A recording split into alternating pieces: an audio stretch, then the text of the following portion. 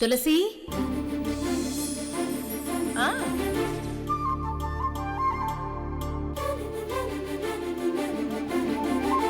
రేపే మా ఆఫీస్కి వచ్చి అగ్రిమెంట్ మీద సైన్ చేసి అడ్వాన్స్ తీసుకో.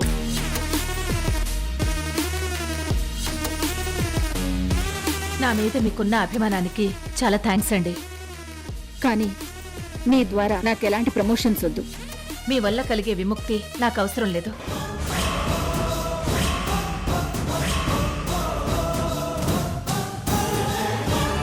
అదేంటమ్మా అంత మాట అన్నావు? ఈ క్యాటరింగ్ ఆర్డర్ మీరు తీసుకుంటే లక్షల్లో ఆదాయం ఉంటుంది. చేతికొచ్చిన అవకాశం కావాలని వదులుకుంటారా? నా ప్రమేయం లేకుండా మీరు మాట్లాడుకోవడం, ఛాలెంజ్ చేసుకోవడం, అందులో భాగంగా నాకు మీరివ్వాలనుకునే బిజినెస్ ఇవేవీ నాకొద్దు సార్.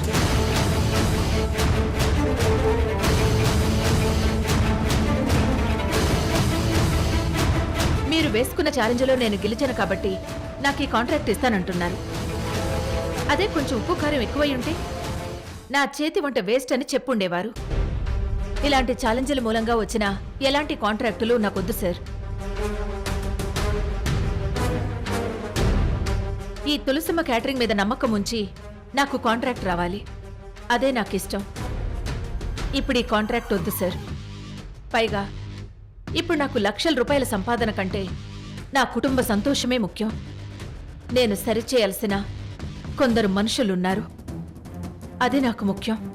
ఇప్పుడు నేను ఆ పనిలోనే ఉన్నాను. మీరు అడిగినందుకు నా చేత్తో వంట చేశాను. కడుపు నిండా భోజనం చేయండి. నాకది చాలు. అబ్బో, గొప్ప మానవత్వం. ఇచ్చిన అవకాశాన్ని కుటుంబం కోసం వదులుకున్నారు అంటే నువ్వేంటో అర్థమవుతుంది తులసమ్మా. నువ్వు గొప్ప వ్యక్తిత్వం గల మనిషివని అర్థమైపోతుంది తులసమ్మ. నువ్వు గ్రేట్.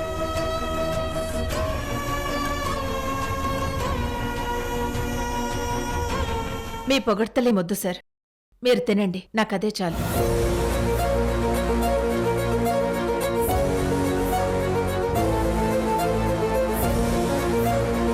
ఈ వంకాయ కూర వేసుకోండి.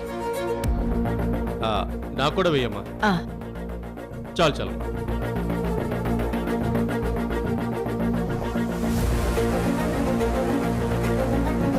తులసమ్మ ఆ గారివు. ఇప్పుడే ఇస్తాను.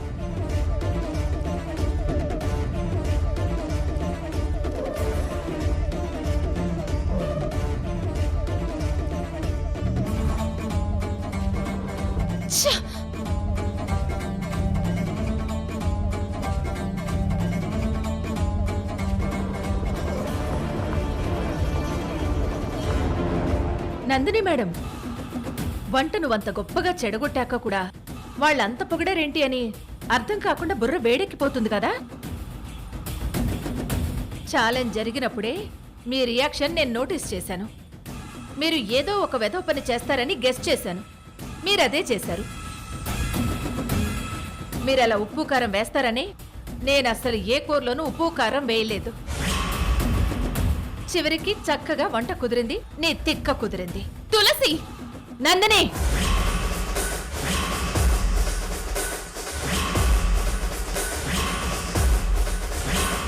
ఆ రోజు జరిగిన నీ కుట్ర వల్ల లక్ష్మి నా ఇంటి కోడలు కాలేకపోయింది.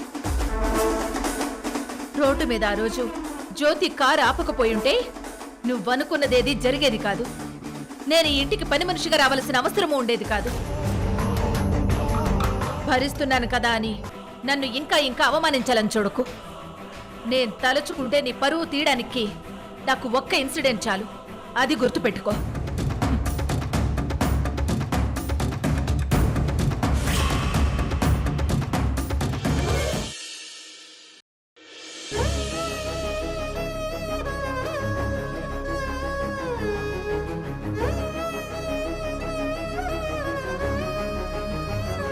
అన్నట్టు మీ నాన్న నీకో వీడియో చూపించమన్నారు కదా, ఒకసారి మళ్ళీ చూడు.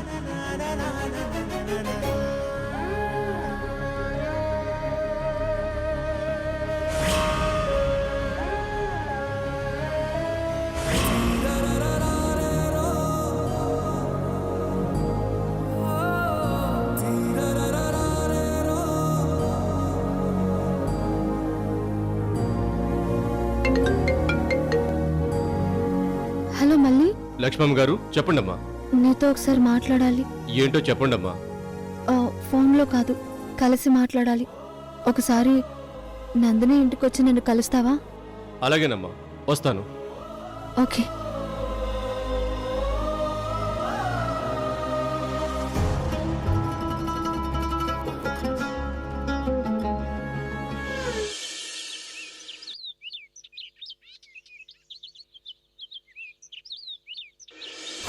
మళ్ళీ ఫోన్లో మాట్లాడే విషయం కాదన్నారంటే అది చాలా ముఖ్యమైన విషయమని అర్థమైంది.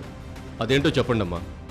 మా నాన్న నా మీద కోపంతో నా జీవితాన్ని ఉద్ధరించే ప్రయత్నంలో మా అమ్మని చాలా చాలా కష్టపెడుతున్నాడు. సిటీకి దూరంలో ఉన్న ఒక బిల్డింగ్లో లాక్ చేశారని నాకు అనిపిస్తోంది. అది ఎక్కడుందో నీకు తెలుసు. ఎక్కడో చెప్పు మళ్ళీ. నేను వెంటనే అమ్మని కలవాలి. అమ్మా, అది అది ఏ ఏరియా? అది నేను చెప్పలేనమ్మా. చెప్పకూడదు. ఎందుకు చెప్పకూడదు? కన్న తల్లి గురించి బిడ్డకి చెప్పకూడదా? నీకు కూడా పిల్లలున్నారు, ఒక కుటుంబం ఉంది. నా బాధ అర్థం చేసుకోలేవా? లక్ష్మమ్మ, మీ నాన్నగారి దగ్గర నేను 25 ఏళ్ళ నుంచి పనిచేస్తున్నాను. నేను కూడా మిమ్మల్ని ఈ భుజాల మీద ఆడించి తిరిపాను. మీ కన్నీళ్లు చూస్తుంటే నా కళ్ళల్లో నీళ్లు తిరుగుతున్నాయమ్మా. అన్ని విషయాలు మీతో చెప్పేద్దామనిపిస్తుంది, కానీ చెప్పలేకపోతున్నాను. గోవర్ధన్ అన్న దగ్గర ఎంతో విశ్వాసంగా పనిచేస్తున్న నేను ఆయనకు నమ్మక ద్రోహం చేయలేనమ్మా. మళ్ళీ ఇది మా తల్లి బిడ్డలకు న్యాయం చేసినట్టే కానీ మా నాన్నకి ద్రోహం చేసినట్టు కాదు. మర్యాదగా మా అమ్మని ఎక్కడ దాచారో చెప్పు. క్షమించాలమ్మా, నేనైతే చెప్పలేను. ఆ రాముడికి హనుమంతుడు ఎలాగో అన్నకు ఈ మళ్ళీ అలాగా. అయినా గోవర్ధన్ అన్న రక్తం పొచ్చుకు పుట్టిన మీరు అన్న మాటకు గౌరవం ఇచ్చి ఇక్కడ సంతోషంగా ఉండాలి గాని మేనత్త గురించి ఆలోచించకమ్మా. 2 కుటుంబాల్ని కలపాలనుకోవడం ఎందుకమ్మా? సంజయ్ బాబుతో సంతోషంగా ఉండండి అమ్మా, అదే మీకు మంచిది. మా అమ్మ గురించి చెప్పమని అడిగితే నువ్వు నన్ను ఉద్ధరించడానికి అన్నట్టు మాట్లాడతావేంటి? మీరందరూ ఒకటి అని నాకు అర్థమైంది. కనీసం నువ్వైనా నా బాధ అర్థం చేసుకుంటావనుకున్నాను. వృధా అని తేలిపోయింది. చాలా మంచిది. ఇక బయలుదేరండి. ఈ విషయంలో నేను మీకు ఎలాంటి సాయం చేయలేను. నన్ను క్షమించండి అమ్మా. ఉంటాను.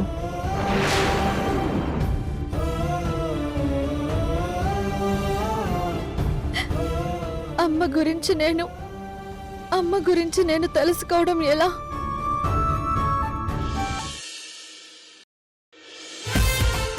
కొత్తగా పెళ్ళైన నా తమ్ముడు సంజయ్ గురించి, సంజయ్ని అసలు దగ్గరికి రానివ్వకుండా మొండికేస్తున్న లక్ష్మి గురించి ఫోన్ల మీద చెప్పాను కదా చెంచయ్య. మీకు అర్థమయ్యే ఉంటుంది. అర్థమైందమ్మా. పెళ్లికి ముందు ఏ అబ్బాయినైతే ప్రేమించిందో తనను మర్చిపోలేక, తను ఏదైతే ఊహించలేదో ఆ జీవితాన్ని, కాపురాన్ని బలవంతంగా ఒప్పుకోలేక, జీర్ణించుకోలేక సతమతమవుతున్న భార్య గురించి మీరు చెప్పగానే నాకు అర్థమైందమ్మా. మనస్ఫూర్తిగానే పెళ్లి కొప్పుకున్నట్టు పీటల మీద మనల్ని నమ్మించింది చెంచయ్య.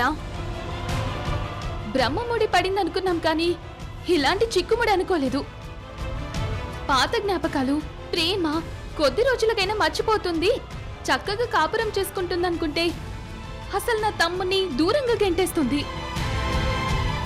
రోజులు ఇలాగే గడిచేస్తే వాడి మానసిక పరిస్థితి ఏం కావాలి?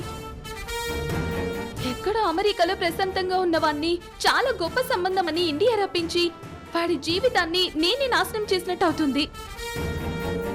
నాకు అలాంటి చెడ్డ పేరు రాకూడదు చెంచయ్య. వాడి విషయంలో నేను తీసుకున్న నిర్ణయం వల్ల లక్ష్మితో వాడి లైఫ్ బాగుండాలి, ఫ్యూచర్ బాగుండాలి. మీ బాధ అర్థమవుతుందమ్మా. నా బాధ పోవాలంటే లక్ష్మి మనసులో పాత జ్ఞాపకాలన్నీ పోవాలి, సంతోషంగా నా తమ్ముడికి దగ్గరవ్వాలి.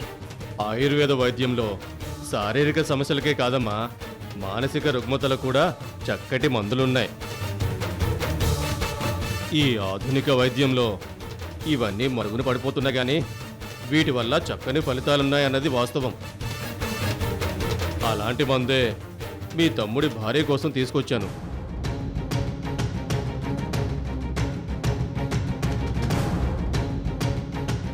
ఈ మందు పాలల్లో కలిపి ఈ రాత్రికే ఇవ్వండి. అలాగే. తన మనసులో ఉన్న ఆలోచనలని మర్చిపోయి తనే వెంటపడి మీ తమ్ముడితో దాంపత్య జీవితం పంచుకుంటుంది. అంత పవర్ఫుల్ ఉందమ్మా. Thank you Chenchaiah. ఇదిగోండి. మరీ ఎక్కువ ఇస్తున్నట్టున్నారమ్మా. పర్లేదు, సంతోషంగా ఇస్తున్నాను, ఉంచండి. చాలా సంతోషం అమ్మా. వస్తానమ్మా. మ్.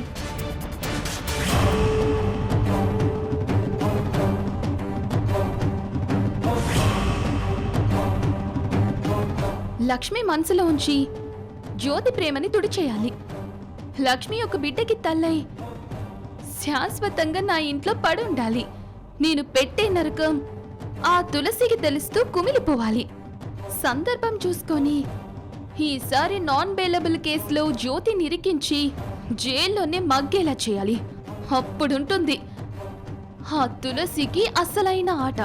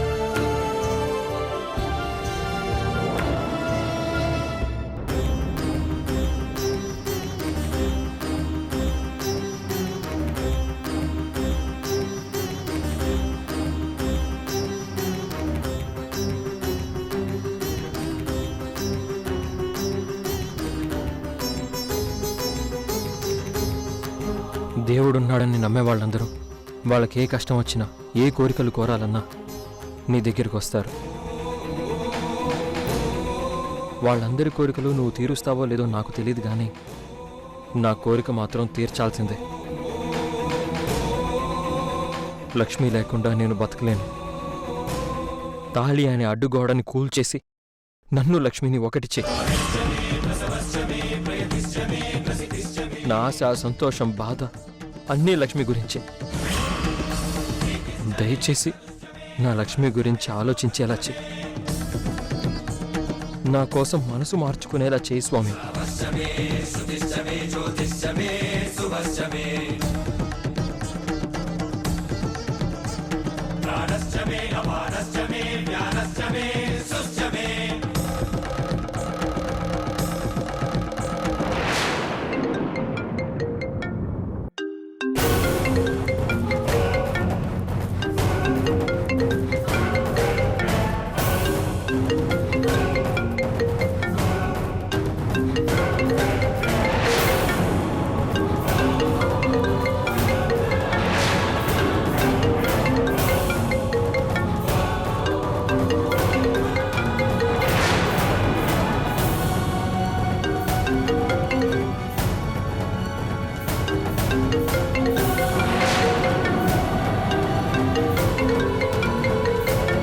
లక్ష్మి, నీ ఎక్స్ బాయ్ ఫ్రెండ్ జ్యోతి నీ ప్రేమికుడు ఫోన్ చేస్తున్నాడు.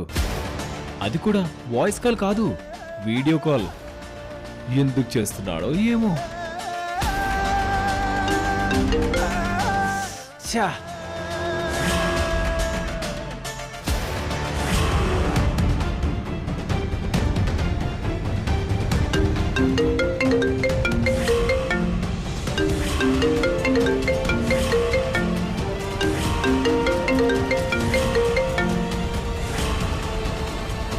ఓ, కాస్త కూడా గ్యాప్ ఇవ్వకుండా నువ్వే వర్క్లో ఉన్నావని కనీసం థింక్ చేయకుండా వెంటనే అంత చనువుగా కాల్ చేస్తున్నాడంటే మీ అండర్స్టాండింగ్ లెవెల్ ఏంటో అర్థమవుతుంది.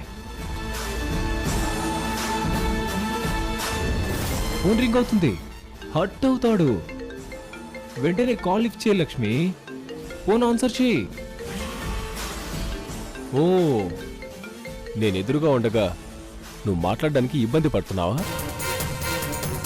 నేను ఉన్నా విన్నా ఏం పర్లేదు, నేనే నీకు పర్మిషన్ ఇస్తున్నాను కదా. మాట్లాడు మాట్లాడు.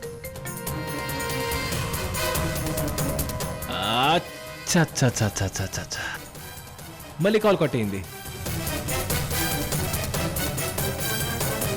ఏంటి లక్ష్మి, ఎత్తాలి కదా. ఫోన్ సైలెంట్లో పెట్టిందా? లేదంటే కావాలని నాతో మాట్లాడడం ఇష్టం లేక నన్ను అవాయిడ్ చేయాలని చూస్తుందా? తను ఫోన్ లిఫ్ట్ చేసేంత వరకు చేస్తూనే ఉంటాను.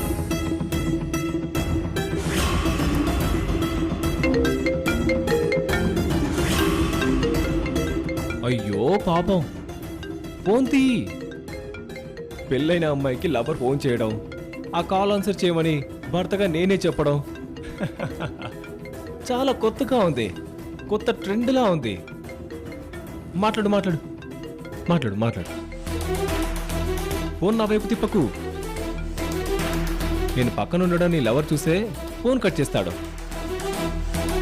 వాడేం మాట్లాడుతున్నాడో నేను వినాలి. మాట్లాడు మాట్లాడు మాట్లాడు.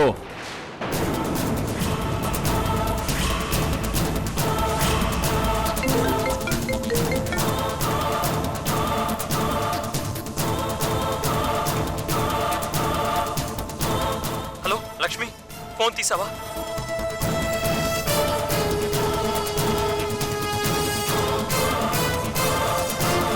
నా మీద నీకున్న కన్సర్న్కి చాలా చాలా థ్యాంక్స్ లక్ష్మి. జ్యోతి, నువ్వు తులసి అత్తయ్య కొడుకువని నీ లైఫ్ పాడవకూడదన్న కన్సర్న్తోనే ఫోన్ ఆన్సర్ చేశాను. నువ్వు నాకు ఇలా ఫోన్ చేయటం తప్పని నీకు ఇదివరకే చెప్పాను. అయినా సరే నువ్వు ఇలా చేయటం ఏంటి? నీకు ఎలా చెప్తే అర్థమవుతుంది?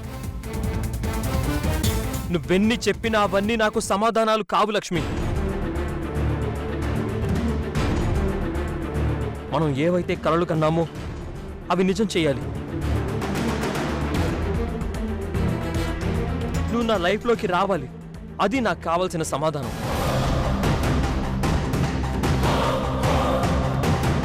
జ్యోతి, పిచ్చి పిచ్చిగా మాట్లాడుకు. నేను ఒకరి భార్యనైపోయాను, ఒక ఇంటికి కోడలైపోయాను. నా మీద నువ్వు ఇలా ఆశలు పెట్టుకోవడం తప్పు. ఇప్పటికైనా నీ మనసు మార్చుకో, నాతో మాట్లాడడం మానుకో.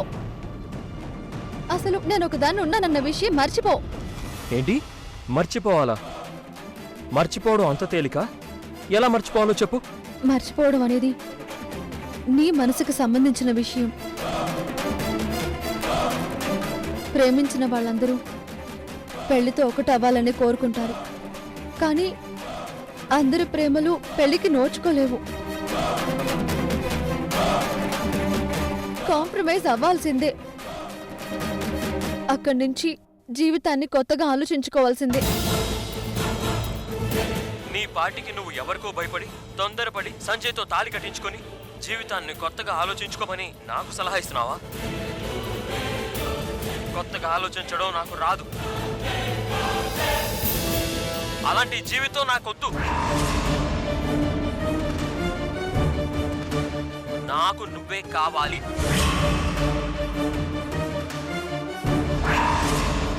నీ ప్రేమ కావాలి, నీతోనే జీవితం కావాలి. లక్ష్మి వీడి లైఫ్ అని వీడు చాలా స్ట్రాంగ్ గా ఫిక్స్ అయినట్టున్నాడు. లక్ష్మి, ఏంటి ఆలోచిస్తున్నావు? నీతో ఇలా ఫోన్లో కాదు, డైరెక్ట్గా మాట్లాడాలి. మీ ఇంటికి దగ్గరలో గుడి ఉంది కదా, లొకేషన్ షేర్ చేస్తాను. నీకు 20 నిమిషాలు టైం ఇస్తున్నాను. నువ్వు ఇక్కడికి వచ్చాయి, మాట్లాడుకుందాం. ఏంటి వచ్చేది? నీకేమైనా పిచ్చా? నువ్వు నాకు ఇలా కాల్ చేయటం, నాతో మాట్లాడటమే తప్పని నేను చెప్తుంటే నన్ను బయటికి రమ్మంటున్నావా? నేను రాను. లక్ష్మి, నువ్వు రావాలి, వచ్చి నాతో మాట్లాడాలి.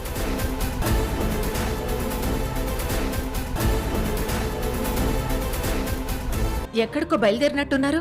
ఈ మధ్య మీ అబ్బాయి జ్యోతి లక్ష్మికి కాల్ చేసి చాలా ఇబ్బంది పెడుతున్నాడు తెలుసమ్మా. ఈరోజు కూడా చేశాడు. నేనే దగ్గరుండి లక్ష్మిని తీసుకెళ్తున్నాను.